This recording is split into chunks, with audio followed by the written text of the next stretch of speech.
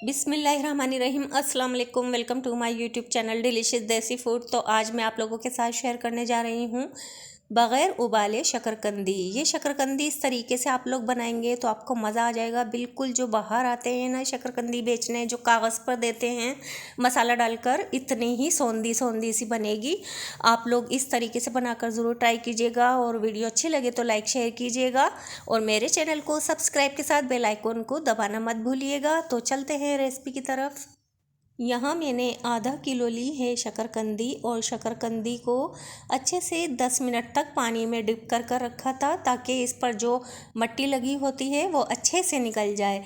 इसीलिए मैंने पहले 10 मिनट तक भिगो कर रखा, फिर उसे अच्छे से वॉश कर लिया और फिर धोने के बाद इसके साइडों से हम कट कर लेंगे क्योंकि ये अच्छे तरीके से साफ़ नहीं होती है। इसे हम कट कर लेंगे पहले।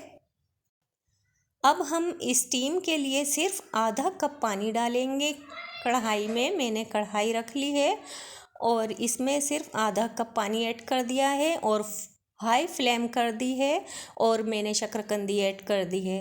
हाई फ्लेम पर इसमें स्टीम आने देंगे और जब फुल स्टीम आ जाएगी फिर लो फ्लेम पर 30 से 35 मिनट लो फ्लेम पर पकाएंगे।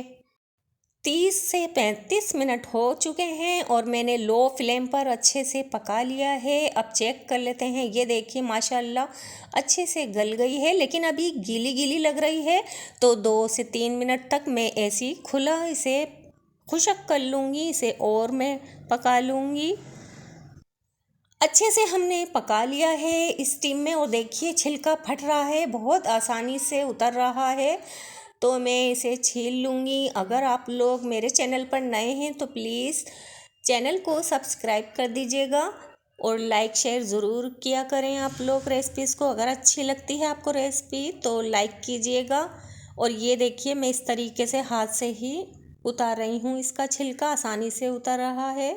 अब मैं इसी तरीके से ही दूसरी भी छील लूँगी। अब इसके हम पीस कट कर लेंगे।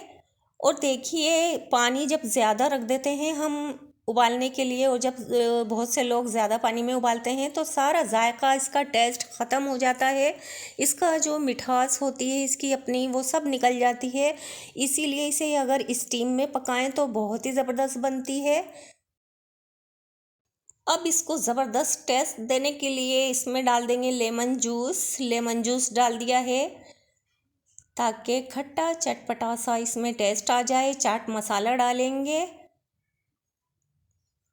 और काला नमक डाल देंगे और इसमें मैं रेड चिली पाउडर ऐड कर दूंगी। हल्का सा इसमें छिड़क दूंगी। अगर आप लोग चाहें तो ऐड करें, नहीं आप लोग डालना चाहते हैं तो स्किप कर दीजिएगा। अल्हम्दुलिल्लाह माशाल्लाह, देखें लग रही है ना बिल्कुल जैसे बाज़ार में मिलती है कागज़ पर जो देते हैं ना शकरकंदी वाले। इतनी मज़ेदार तैयार हुई है। आप लोग ज़रूर ट्राई कीजिएगा, लाइक शेयर कीजिएगा। अगर चैनल पर नए हैं तो प्लीज़ चैनल को सब्सक्राइब करना मत भूलिएगा। अब इजाज़त चाहती हूँ, फिर मिलूँगी एक और मज़ेदार रेसिपी के साथ। अल्लाह हाफिज़।